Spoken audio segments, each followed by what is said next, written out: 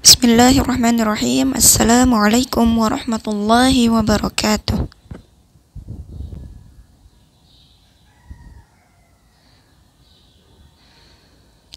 Kaifa ahwalukunna ya sholihat? Insyaallah bertemu lagi ya bersama Ustazah dalam pelajaran tematik. Masih semangat sholihah ya di pembelajaran kita kali ini.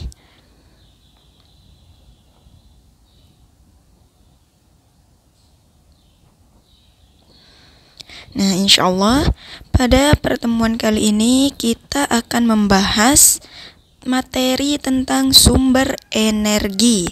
Jadi mulai hari ini kita masuk pada buku tema 6 ya. Kita mulai dari subtema 1 pada halaman 50 sampai dengan 52. Oke, ini kalian sudah hafal ya. Jadi, sebelum kita mulai pelajaran, kalian siapkan dulu buku pelajaran dan alat tulis kalian ya. Kalian siapkan terutama buku tematiknya. Kemudian duduk yang rapi seperti saat belajar di kelas. Jangan sambil tiduran sholihah ya. Karena kita sekarang sedang belajar. Jadi harus tetap menggunakan adab-adab dalam belajar. Kemudian sebelum mulai belajar, kita tentunya berdoa dulu sholihah ya. Semoga apa yang kita pelajari hari ini dapat bermanfaat dan tentunya mudah untuk kita fahami. Dengarkan dengan baik penjelasan Ustazah dalam video ini sholihah ya. Jangan di skip. Insyaallah di akhir video akan ada evaluasi untuk kalian ya. Agar kalian bisa tahu nih kalian sudah paham belum dengan materi yang Ustazah berikan. Oke. Adapun hal-hal yang akan kalian pahami dalam pembelajaran kali ini, jadi insyaallah kalian dapat menggali informasi mengenai sumber energi di bumi ya melalui teks bacaan yang ada.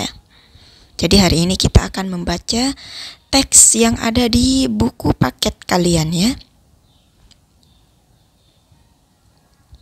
Oke, sekarang coba buka buku paket kalian ya di halaman 50. Kita mulai membaca dari awal. Kita baca dengan teliti ya sholihah ya. Yuk kita mulai baca bareng-bareng ya. Buka buku kalian halaman 50 ya.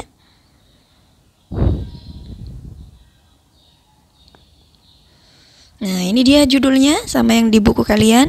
Matahari, sumber energi terbesar. Sumber energi merupakan segala sesuatu yang ada di sekitar kita yang mampu menghasilkan suatu energi, baik yang kecil maupun yang besar. Jadi sumber energi itu segala sesuatu yang bisa menghasilkan energi atau kekuatan ya. Baik itu kekuatan yang kecil maupun kekuatan yang besar.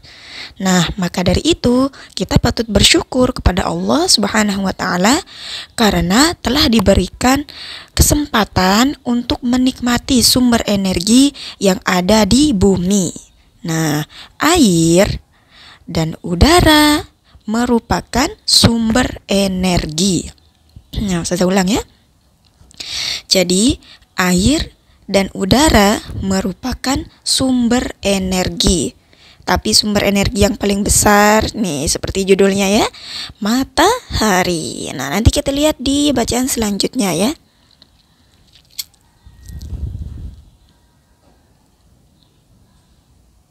Oke. Tumbuhan dan hewan merupakan sumber makanan. Makanan menghasilkan energi bagi tubuh kita. Ini betul ya. Jadi, tumbuhan dan hewan merupakan sumber energi. Jadi pada slide sebelumnya telah disebutkan air dan udara merupakan sumber energi. Di sini dijelaskan lagi.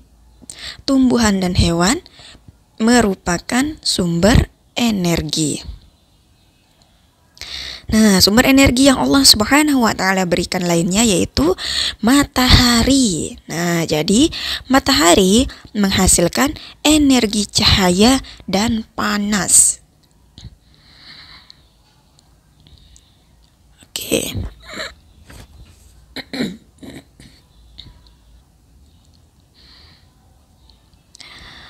Cahaya dan panas matahari merupakan sumber kehidupan di bumi. Itulah yang menjadikan matahari merupakan sumber energi terbesar di bumi.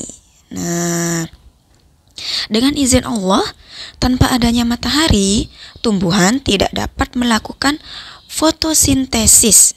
Nah, perhatikan gambar di bawah ini ya. Nah, ini dia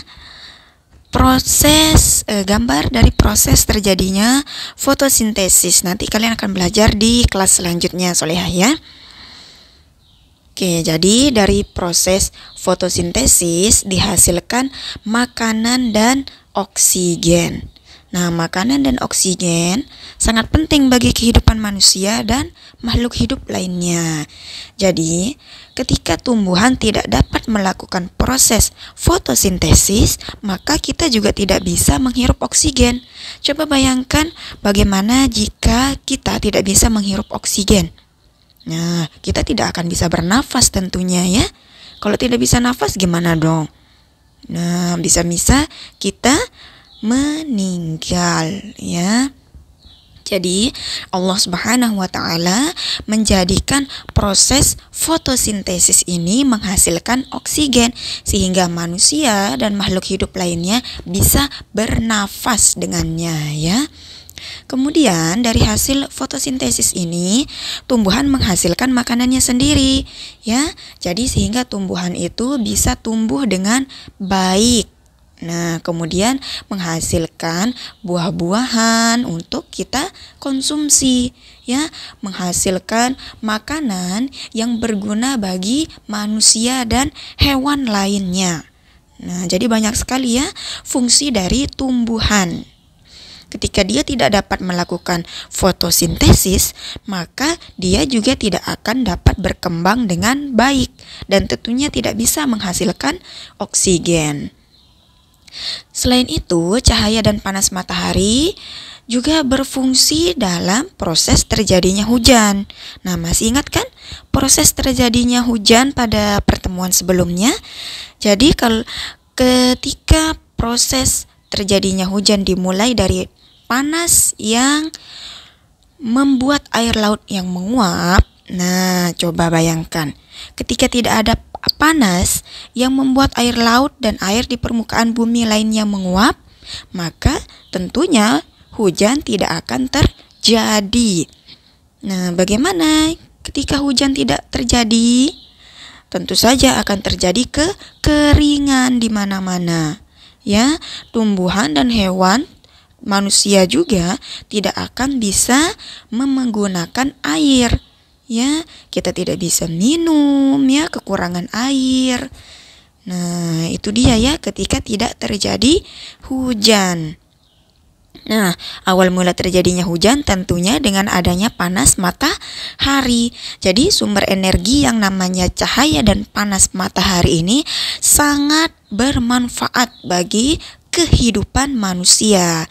Karena itulah cahaya dan panas matahari disebut sebagai sumber energi terbesar di bumi. Nah, insya Allah kalian paham solihah ya. Kemudian selanjutnya, nah, selain membantu proses fotosintesis, ternyata sinar matahari juga merupakan sumber energi listrik. Nah, gimana itu ya? Jadi, melalui pembangkit listrik tenaga surya atau yang disebut dengan PLTS, energi cahaya matahari dapat diubah menjadi energi listrik. Nah, Masya Allah ya. Jadi cahaya matahari juga bisa dijadikan sebagai sumber energi listrik. Nah, ini dia ya gambar atau contoh dari sebuah panel surya. Nah, jadi nama alatnya untuk menangkap sinar matahari, kemudian mengubahnya menjadi energi listrik itu namanya panel surya. ya. Jadi, perusahaan milik negara di sini yang memanfaatkan cahaya matahari untuk menjadi listrik disebut dengan PLTS atau pembangkit listrik tenaga surya. Nah, salah satu PLTS terbesar di Indonesia ya, di negara kita ada di Kabupaten Karangasem, Bali. Nah, dekat nih sama Lombok ya, Bali. Ada juga ya di daerah lain yang memiliki PLTS, tapi yang terbesar, salah satu yang terbesar di Indonesia ada di Kabupaten Karangasem, Bali. Nah, ini dia contoh panel suryanya ya. Masya Allah, teknologi semakin maju, ternyata cahaya matahari bisa diubah menjadi energi listrik. Nah, jadi kalau seandainya panas terus nih dari pagi sampai sore, berarti energi listrik yang dihasilkan setiap hari itu banyak, Solihah ya. Masya Allah.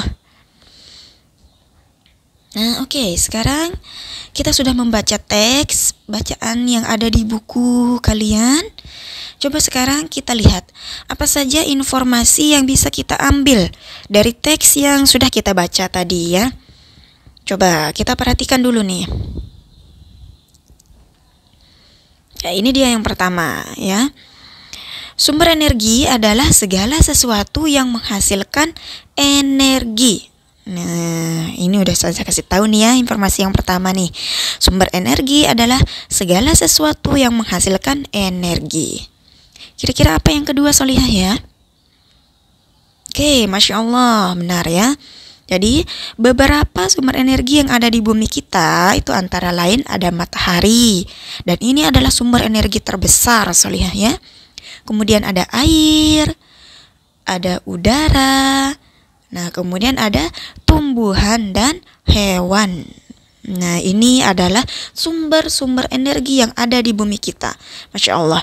Jadi Allah Subhanahu wa Ta'ala telah menyediakan banyak sekali sumber energi yang bisa makhluk hidup, terutama manusia, manfaatkan untuk kehidupannya sehari-hari ya. Ini semua harus kita syukuri, Solihah ya. Kemudian yang ketiga, matahari merupakan sumber energi terbesar di bumi. Nah, harus kalian ingat ini. Kemudian, energi cahaya matahari dapat diubah menjadi energi listrik. Nah, dengan alat panel surya yang ada di slide sebelumnya tadi itu ya. Kemudian yang kelima, proses fotosintesis menghasilkan makanan dan oksigen. Nah, oksigen ini terutama yang paling penting bagi kehidupan kita ya. Tanpa oksigen kita tidak bisa bernafas, Solihah ya. Kemudian, salah satu PLTS terbesar di Indonesia terdapat di Karangasem, Bali. Nah, itu dia ya. Beberapa informasi yang bisa kita dapatkan dari teks yang kita baca tadi. Oke, selanjutnya. Nah, seperti yang telah dijelaskan dalam teks sebelumnya bahwa air dan udara merupakan sumber energi. Jadi, air dan udara juga dapat menghasilkan energi listrik. Nah, Masya Allah ya. Jadi, udara dapat menghasilkan energi listrik. Begitu juga dengan air. Bagaimana caranya ya? Ada yang tahu bagaimana caranya? Nah, Masya Allah, barakallahu fiik.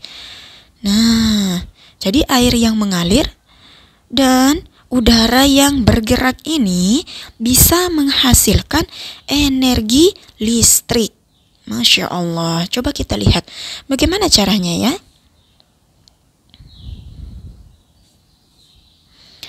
Nah, caranya adalah dengan mengalirkan air di bendungan. Nah, aliran ini memiliki kekuatan yang disebut dengan energi kinetik. Nah, jadi aliran air itu, nih perhatikan ini ada sebuah gambar bendungan ya dengan alat-alatnya.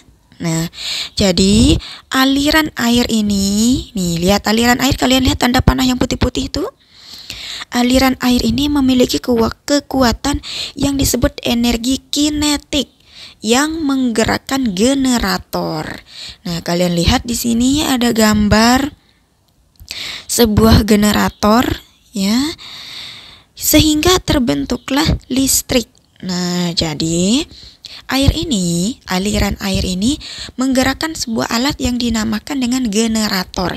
Jadi dari generator inilah yang mengubah energi gerak air itu menjadi energi listrik. Nah, kemudian di sini ada trafo ya, namanya ini yang warna putih ini yang mengalirkan listrik ke rumah-rumah warga. Nih kalian lihat kabel listriknya ya. Kabel listriknya di situ mengalirkannya ke penduduk desa ya. Jadi Masya Allah, pemanfaatan ini disebut dengan pembangkit listrik tenaga air atau PLTA. Nah, kalau yang memanfaatkan cahaya matahari tadi namanya PLTS, pembangkit listrik tenaga surya. Nah, kalau yang memanfaatkan tenaga air namanya pembangkit listrik tenaga air. Nah, Masya Allah ya. Sama halnya dengan udara yang disebut dengan pembangkit listrik tenaga bayu. Nah, Masya Allah ya. Nih, jadi angin nih memutar kincir. Ketika angin memutar kincir, nih kincir yang besar sekali ini ya. Nah, jadi gerakan kincir angin ini akan membuat generatornya ikut bergerak. Sehingga generator ini bisa mengubah gerakan angin itu menjadi energi listrik. Nah, kemudian dialirkan ke dalam sebuah trafo. Jadi di sini trafo ini akan mengalirkan listriknya ke rumah warga. Masya Allah, jadi ternyata air dan udara juga bisa menghasilkan energi listrik ya, Solihah. Nah, kalau yang memanfaatkan udara itu disebut dengan pembangkit listrik tenaga bayu. Jadi bayu itu artinya udara ya, Solihah ya, bukan nama orang ya. Oke, Ustazah ulangi lagi ya. Kalau yang memanfaatkan energi cahaya matahari itu namanya PLTS, pembangkit listrik tenaga surya. Kalau yang memanfaatkan tenaga air namanya PLTA, pembangkit listrik tenaga air.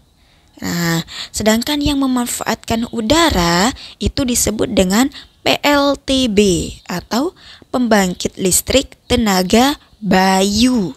Nah, Masya Allah, Allah Subhanahu wa Ta'ala menyediakan berbagai sumber energi yang ada di bumi sehingga bisa kita manfaatkan semuanya ya. Alhamdulillah.